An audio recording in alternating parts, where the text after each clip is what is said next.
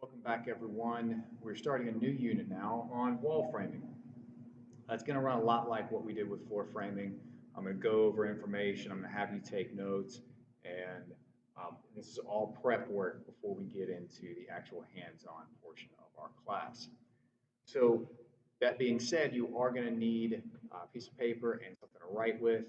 And at the end of, you copy down the notes that I tell you to take. At the end of this video, take a photo of it, submit it on Canvas. That's how you get credit for the assignment. All right, so in wall framing, here's the things that we're going to focus on. This is what you're going to learn. We're going to review the styles of wall framing. We're going to describe common materials and methods. We're going to learn how to identify main components in a basic wall frame, how to properly lay out wall sections, how to space studs, and figure out where your doors and windows are going to be, and also how to install wall framing members. So that being said, let's get started. So there are three types of framing used mostly here in the States. Platform framing is what we're focusing on. 95% of the folks building, this is what it is. This is what they choose to use. Balloon framing is an option, and post and beam framing is also an option. Remember, in balloon framing, the studs run from the floor all the way to the roof. There are some advantages and disadvantages. If you watch my other video, you know what those are. Platform framing, each story is built as a single unit, meaning you build the floor system at one time, then you build the first floor walls, and then the second floor system, and then the second floor walls, and then the roof. So it goes on in layers. And again, there's advantages and disadvantages. Main advantages is it's easier installation, it's fast, and it provides a safe working surface once you have all the subfloor on. Post and beam framing uses large, widely spaced timbers for support, and then you build walls around those, just basically closing the gaps. Again, there's advantages and disadvantages to that. Okay, common framing materials that we use. Most of the walls, interior and exterior, in any given home around in South Carolina, they're going to have 2x4 walls. Okay? Most of them there. Occasionally, you're going to run into 2x6 walls. And where you see these sometimes is when you have a multi-story building and you have plumbing, specifically like toilet drains coming down the walls. Then you would need something larger than a 2x4 wall, because most of those pipes are 4 inches wide. And then that's not going to fit in a 3.5-inch wall. So you use a 2x6 for those. Also, in some cases, exterior walls, people choose to build those out of 2x6s. The wider board allows for more insulation, so it makes it warmer in the winter, cooler in the summer, so on and so forth. 2x10s is a common choice for headers, beams above windows and doors, and LVLs is another option for headers. You see a lot of companies just running LVLs because they're stronger, they're straighter, and it's a very easy installation. OSB sheathing goes on the outside of the walls to help permanently brace the walls, plus gives them a place to nail their siding to. And as far as nails are concerned, most of the framing materials are put together with 16-penny nails, whether they're hand drives or 16-inch or 16-penny gun nails. And then there's 8-penny nails when you attach your sheathing to your frame. Okay, so that's the most common too. And there's a lot of other stuff, but this is basic common materials here. All right, this image shows you a basic wall frame. There are regular studs. There's top and bottom plates. There's an opening for a door that will go in. There's an opening for a window. There's beams above the window and door. There's a place where you get in. Another wall will intersect. So this image right here has pretty much everything that you would, your average wall, your average house, this would work. Okay? So what we're going to do is we're going to go through a few of these, and I'm going to have y'all take a few notes, and I'll jump ahead a number of slides and talk a little bit more detailed about this kind of stuff. All right. First note I want you to take is the sole plate. But a lot of folks in the industry just call this the bottom plate. You're going to hear me reference the bottom plate more than you will sole plate. But the book and other text materials call them sole plate. So write down sole plate, bottom plate. It's highlighted in blue right here. I want you to copy down this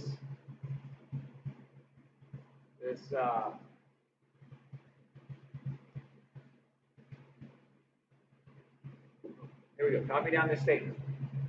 The lowest horizontal framing member of a wall or partition to which the studs are nailed. It rests on the subfloor. I'll give you a minute, write that down. If you need to, pause the video, finish writing it down, and then keep going. So as you guys are writing, so this is literally, they call it the bottom plate because it's the bottom of the wall. All your studs are nailed through the bottom plate into the studs. It's kind of like the header joist. All right, in a floor frame, this is kind of like the header joist. Where imagine if these are all your joists, you end nail through the header joist into the joist. Same principle. Instead of it staying flat, we're going to stand this one up when it's done. So it becomes the bottom plate. Okay? All right, I'm going to move on. If you guys don't have it, again, pause the video and then resume it when you're ready. Next one here, we have studs. Now, when I say stud, there's a number of types of studs in here. We'll go over the 3 or 4 other types of studs. But what I'm talking about today are common or OC stud. If you remember, when we talked about floor framing, I mentioned common joists or OC joists for on-center joists. Those are the ones that are on your target measurement, whether it's 16, 24, 19.2, whatever it may be. So these are your standard, just kind of studs that are just in the wall. There's nothing special about them. They're not supporting a door. They're not, part of a door opening, window opening. They're not part of a corner. They're not part of a. They're not under a window. They're not in any type of partition. It's just the studs for the wall. All right. So copy down this definition. The main vertical framing member in a wall or partition. When I say partition, you guys will actually have that as a definition later on, but it's just an interior wall. It's something that's it's just a wall that separates 2 rooms. Okay? The main vertical frame member in a wall or partition, and OC studs fall with the on-center measurements, which is usually 16 inches or 24 inches. You typically don't see 19.2 or even 12 inches or 8 inches like you do with floor frames. Generally, it's just 16 inches or 24 inches. All right? And we're going to do one more component, and we're going to jump ahead. All right. Last one for right now, the top plate.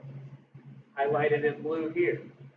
Now, if you look real close, there's a blue line and there's another board on top of this. They're not to be confused. This other board we'll talk about in another video, but it will, that has a different purpose. So the top plate is highlighted in blue. It is the upper horizontal framing member of a wall. It's used to carry the ceiling joists, roof trusses, or rafters. So essentially, whatever's going on top of this, if it's a one-story building, it's going to be rafters or roof trusses. If you're going to have another floor above it, your ceiling joist or your second floor joist will sit on top of this plate. All right, studs are connected to the top plate, much like the bottom plate here. So this would be like your other header joist. And you'll nail down through this into your studs and your headers all the way down. Okay. Now, again, I'm going to get the next slide. If you need more time, pause the video.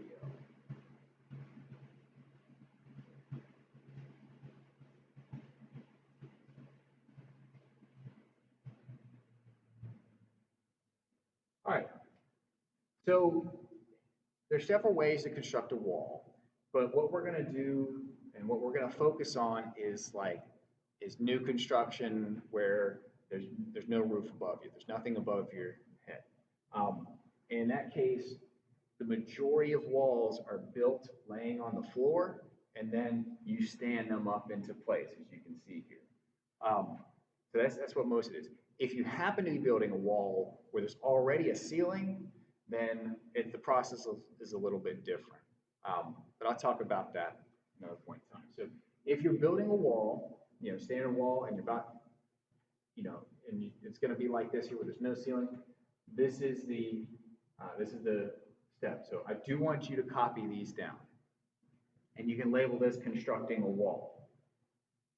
So number one, you lay out the top and bottom plates. It's a lot like what we did with joist layout. Okay, where are all the studs going to be spaced? It's very similar principles, not exactly the same, but very similar principles. So you mark your boards where all your studs, you mark your top and bottom plates where all your studs and all the vertical framing members are going to be. Once you have that done, you'll measure and you cut the proper number of studs. So if you need 7 studs for an 8-foot wall, you go cut 7 studs. If you know you have doors and windows in that specific section, you cut those and get them ready.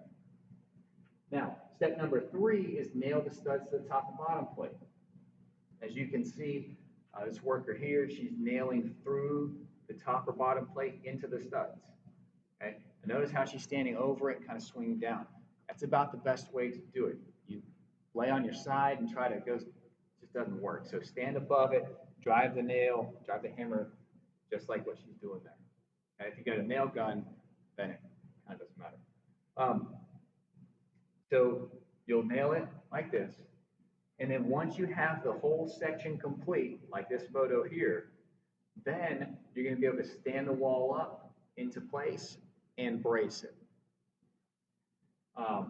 So you'll be able to stand it up, move it to where you want to, fasten it, and brace it. So you can see if it's a smaller wall, a few people, or 1 or 2 or a few, can lift the wall in place. The bigger it is, obviously, the heavier it is. And in this picture up here, what they did is they built the entire side of the house laying on the floor. Okay? And they also added the sheathing to the outside, plus the house wrap paper to keep that sheathing dry. So they did basically the whole thing. Obviously, it's too heavy to lift by hand, so they rented a crane to lift it into place. They already have this wall, and they already have the wall on the other side, so they've got something to attach and get it braced up properly. Again, this is an option, but it's an expensive one due to the crane. Most of the work is just done like this, where several people will lift it in place. They'll fasten the bottom plate to the floor. They'll fasten any corner of 2 walls together and make it work. Okay? And then once it's up, you don't just nail one wall to the other wall. You actually run diagonal bracing so that wall stays nice and plumb. Remember, plumb means vertical.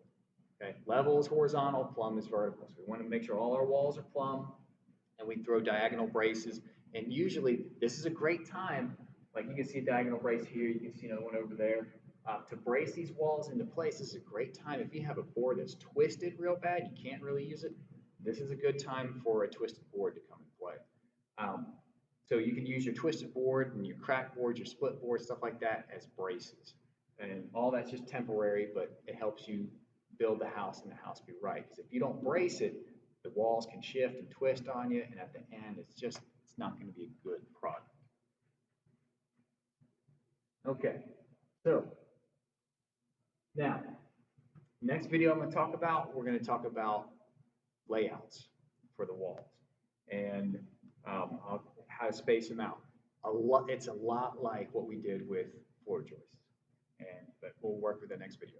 Okay, you are done taking notes with this video. Please take a photo of your paper, send it on Canvas to this correct assignment, and I'll see you in the next video.